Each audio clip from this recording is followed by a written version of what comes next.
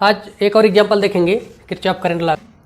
KVL क्या होता है, किरचॉफ वोल्टेज लॉ क्या है, उसमें साइन कैसे पकड़ेंगे, जो कि बहुत सारे बच्चों को कन्फ्यूजन होता है। आज ऐसा स्मार्ट तरीका बताएंगे जिससे कि आपको किरचॉफ वोल्टेज लॉ में साइन पकड़ने में कोई दिक्कत नहीं होगी। चलिए तो तब तक देखते हैं पहले ये एग्जांपल जो कि एसएससी जेई 2018 में पूछा गया है।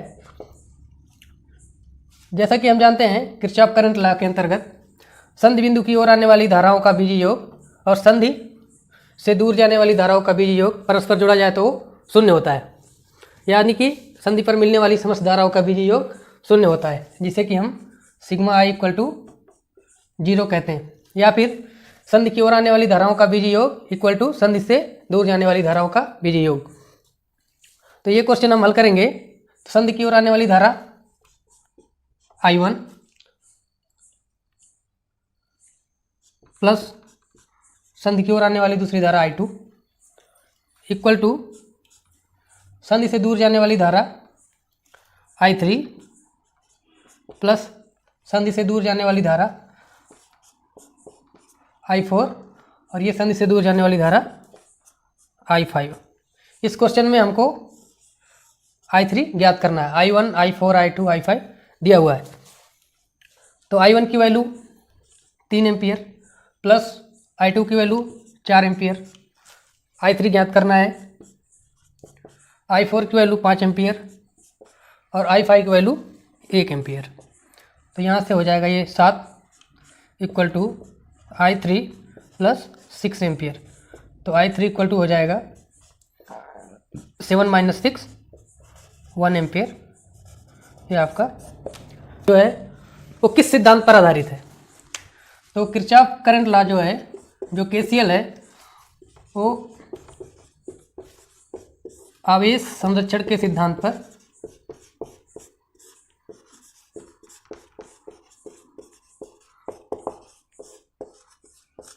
आधारित है,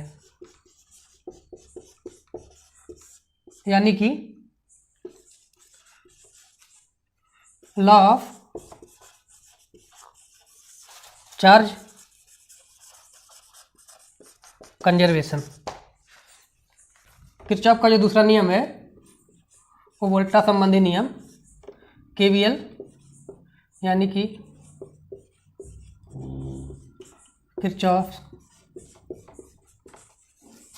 वोल्टेज लॉ या मेश लॉ भी कहते हैं, यानी कि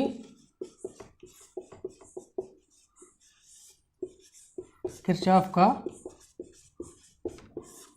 वोल्टता संबंधी नियम। किरचॉफ वोल्टेज लॉ का जो डिफिनीशन है वो है किसी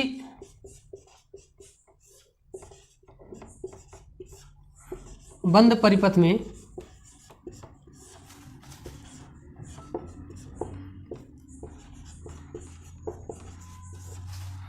प्रत्येक चालक में धारा तथा उसके प्रतिरोध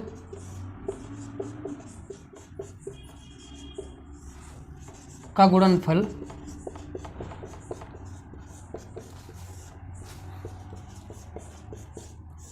उसी परिपथ में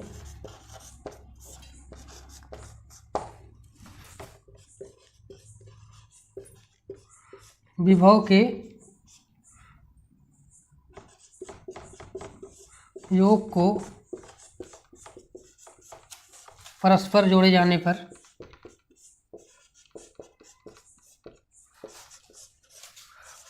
शून्य प्राप्त होता है।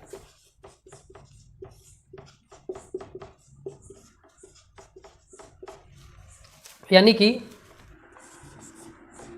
Sigma I R plus sigma EMF equal to 0।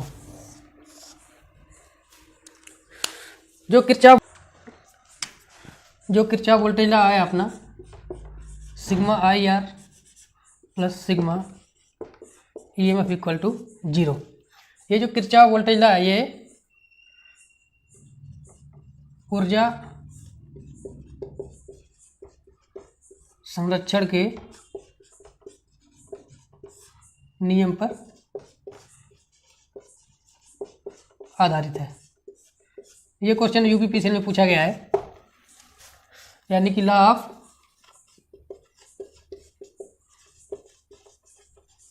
Energy conservation. आगे चलते हैं और केवीएल में देखेंगे कि धारा और वोल्टेज का साइन कैसा निकालते हैं।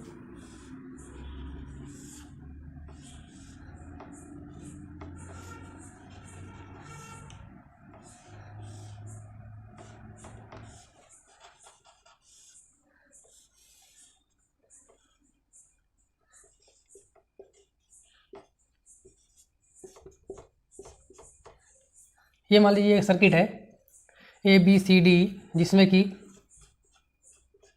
E1 वोल्टेज स्रोत, ये R1 प्रतिरोध, ये E2, ये R2, ये R3 है। E1 सोर्स के कारण धारा में बहने वाली धारा I1, E2 सोर्स के कारण बहने वाली धारा I2, तो ये दोनों धारा यहाँ पे मिलकर हो जाएंगी I1 प्लस I2।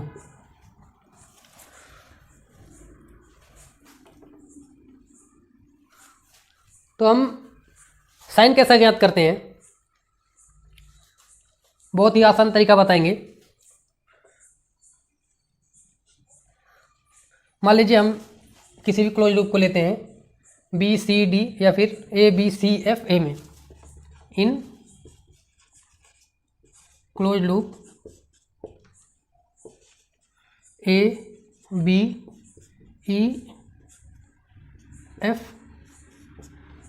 ABEFA में, तो हम धारा की दिशा को देखेंगे, धारा किस दिशा में बह रही है। तो इसमें धारा I1 इस दिशा में बह रही है, इसमें धारा हमारे डायरेक्शन के विपरीत बह रही है, यानी कि हमने लूप क्या लिया है ABEFA। तो हम A से B की ओर चलेंगे, A से B की ओर धारा इस दिशा में I1, B से E की ओर चलेंगे तो धारा अपोजिट दिशा में। तो हमारे चलने की दिशा में जो धारा मिलेगी I1, इसका प्रतिरोध क्या है R1, तो हम क्या लेंगे प्लस चिन्ह के साथ I1 इंटू उसके प्रतिरोध का गुणनफल R1, और आगे चलने के बाद हमको धारा इसके विपरीत दिशा में मिल रही, तो हम इसको माइनस चिन्ह के साथ मिलेंगे। धारा के चलने की दिशा में प्लस चिन्ह, धारा के विपरीत दिशा में हमें चलने, जिस दिशा में हम चल रहे हैं उसके विपरीत अगर धारा मिल रही है तो उसको हम माइनस चिन्ह के साथ लिखेंगे, माइनस I2 R2। आगे चलेंगे ABEFA, ये हो गया धारा। और जो वोल्टेज का साइन पकड़ेंगे हम उसको बराबर के इस पार लिखेंगे। कैसा लिखेंगे, हमारे चलने की दिशा में जो वोल्टेज मिलेगा अगर ये प्लस चिन्ह के साथ मिलता है तो इसको हम बराबर के इस पार माइनस चिन्ह के साथ लिखेंगे। इसी प्रकार EFFA में आएंगे तो हमारे चलने की दिशा में जो साइन है वो माइनस मिल रहा है, तो हम इसको प्लस E1 लिखेंगे। इसी प्रकार समझ लीजिए ABCDEFA में, इन क्लोज लूप ABCDEFA में, तो इसमें AB में धारा I1 कोई प्रतिरोध नहीं, BC में धारा I1 प्लस I2 कोई प्रतिरोध नहीं, CD में धारा जो है I1 प्लस I2 और रेजिस्टेंस R3।